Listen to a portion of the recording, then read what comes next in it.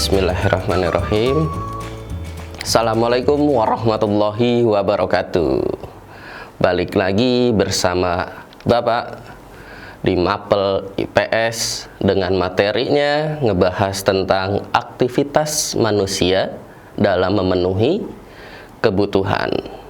Oke, ada baiknya sebelum kita memulai pembelajaran kita hari ini, jangan lupa membaca basmalah. Bismillahirrahmanirrahim. Oke, kita langsung masuk ke materi kita yang pertama pada pertemuan pertama juga.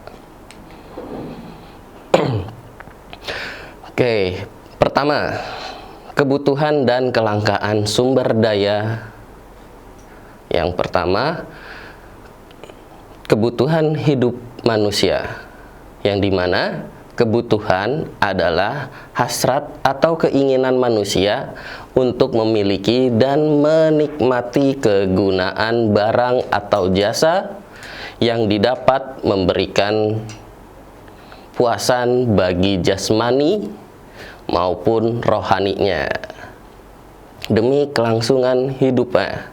Oke, nah, kebutuhan apa aja yang dibagi itu?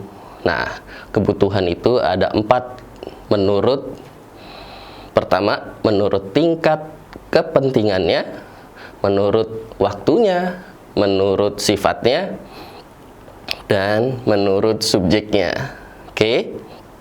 Nah, kebutuhan yang menurut tingkat kepentingannya itu adalah yang pertama, kebutuhan primer, sekunder, tersier. Premier itu apa? Premier itu kebutuhan yang paling utama. Oke.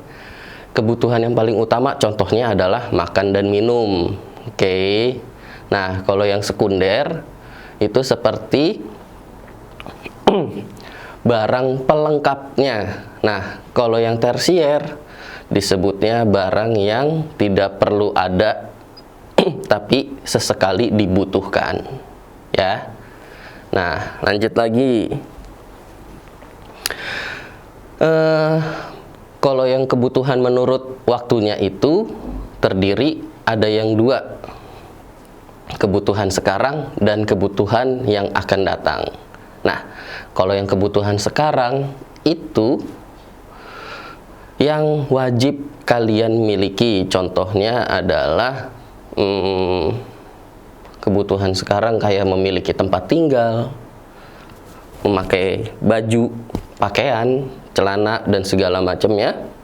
Nah, kalau kebutuhan yang akan datang, nah, kalian misalnya pengen sesuatu tapi harus ditabung dulu uangnya baru dibeli pada saat-saat tertentu, ya. Oke. Nah, kebutuhan menurut sifatnya itu ada 2, berupa yang jasmani dan rohani. Kalau yang jasmani kalian berolahraga. Oke. Nah, kalau yang rohani tentu saja kalian beribadah kepada Sang Pencipta, yaitu Allah Subhanahu wa Ta'ala.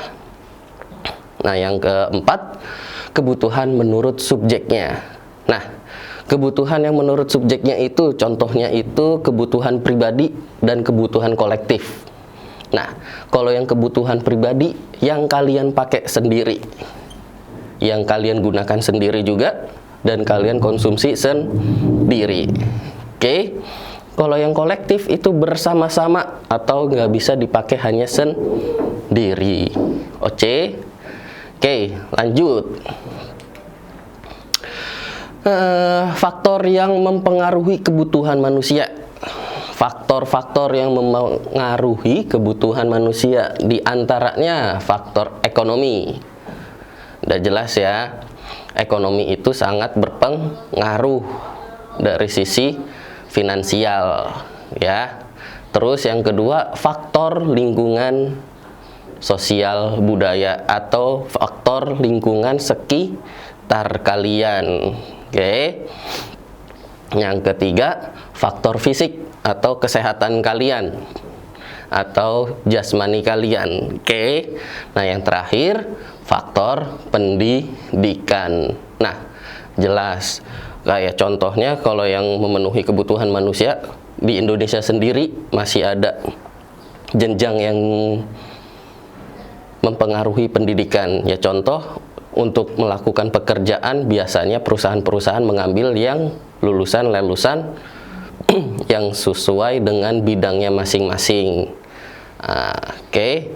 Dan penghasilannya juga mempengaruhi dari faktor pendidikan. Beda antara lulusan SMA dengan lulusan yang sarjana ataupun yang sudah S2. Oke. Lanjut.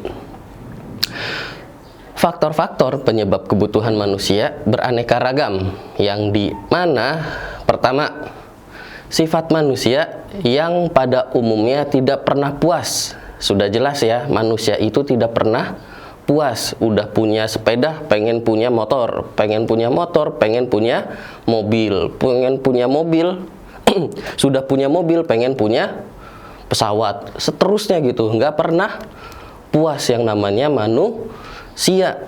Nah, yang kedua, adanya penemuan-penemuan baru dalam bidang ilmu dan teknologi, ya. Contoh yang paling simpel deh, handphone. Dulu handphone hanya bisa telepon ataupun SMS. Bahkan sekarang handphone aja berubah.